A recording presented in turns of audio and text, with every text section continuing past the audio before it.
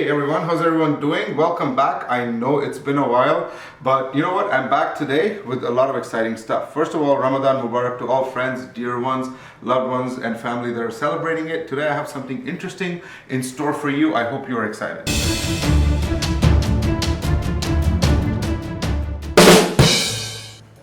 So, the last time, one of the biggest hits I had in my channel was a Paderno pan review, which was a little dented and that got a lot of people upset. So I said, since people also are looking for some of the better utensils to cook and stuff, why don't I do a quick review of a new thing I found and come up with an amazing recipe that is very, very simple to make after a long, tiring day. And it comes from these little pockets in Thailand, and as you know, Thai cuisine has been one of my favorites. So I'm going to show you something that you could make in 15 minutes using that same pan. We're going to even test it out. So it's like an experiment. The product I have for you today is a wok. Traditionally, you folks know this, woks are a staple in Southeast Asian cooking.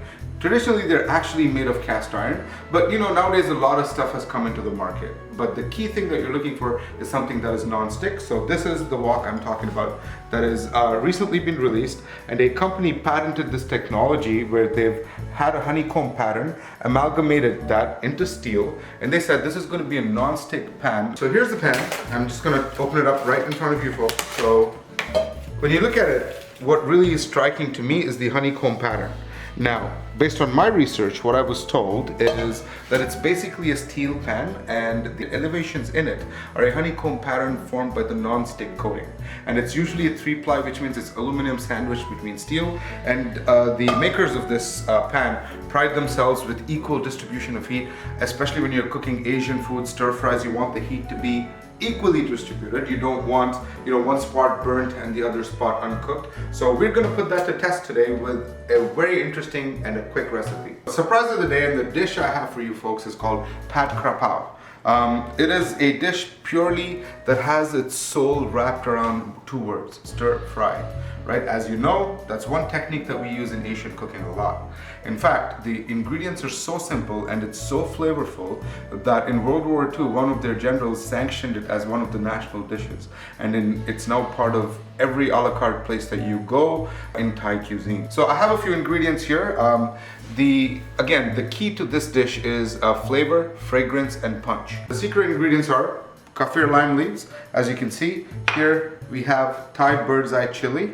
Right, there you go, and spring onions that are really cut and finely chopped up, with the two stars of the show.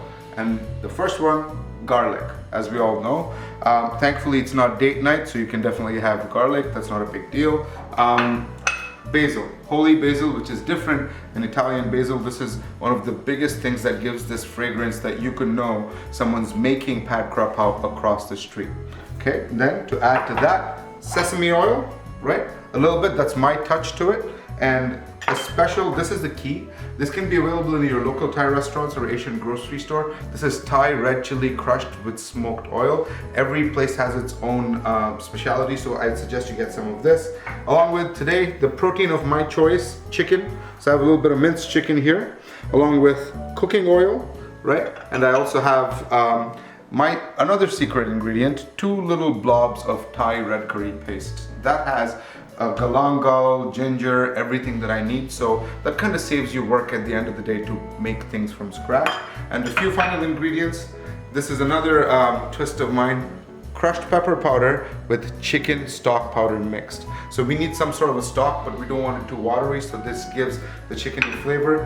I know you can't see anything here, but here I do have a little bit of vinegar to add to that. And this is a mixture of soy sauce and oyster sauce. So that kind of gives the sweetness that we are looking for. And as you know, no Thai food is complete without fish sauce and a few red peppers.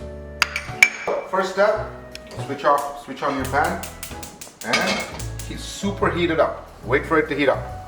So once the wok's heated up, add a generous amount of oil, 7 or 8 tablespoons, and kind of gently move the oil around the wok a little bit, kind of coat your wok, so that when things, heat up, it's even. And remember to use something with a high smoke point. In this case, I've chosen grapeseed oil because other oils can burn. And when the oil burns, the fragrance kind of ruins the food. So yeah, I've chosen grapeseed oil.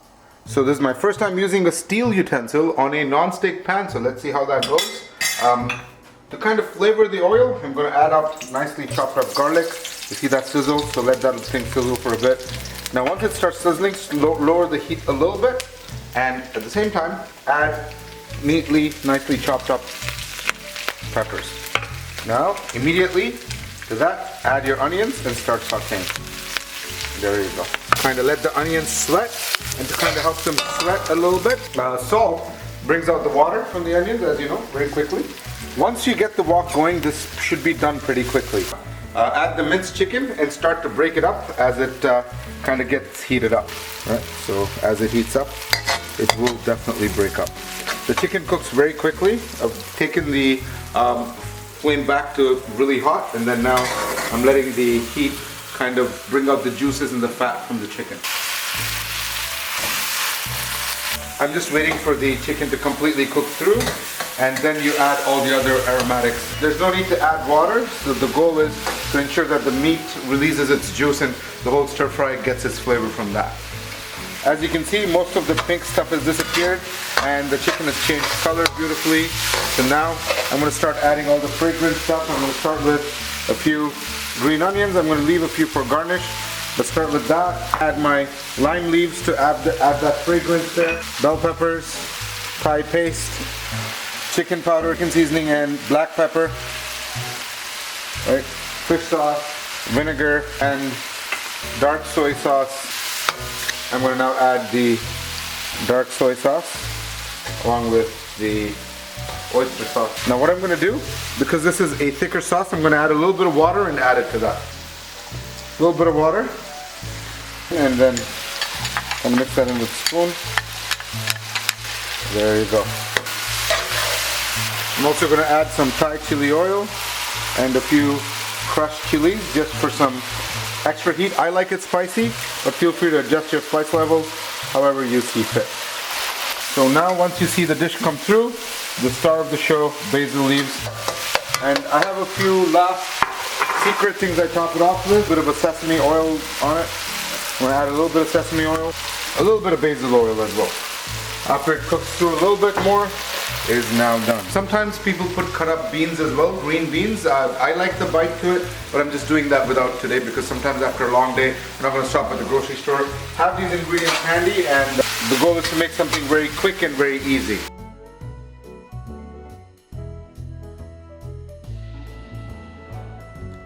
Alright, so in the process of plating it up, this is traditionally served with a nice crispy fried egg on top. So I'm going to do that.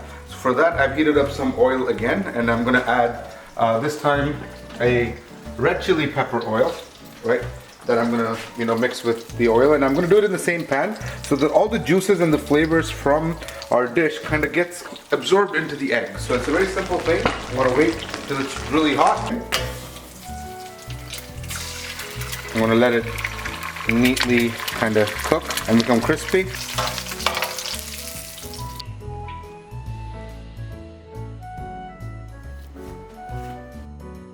So, there you have it, folks. This is my pad Kra Pow with a little bit of mango, habanero, pineapple, hot sauce, and pepper and chini Thai bird chili, fried peppers in between.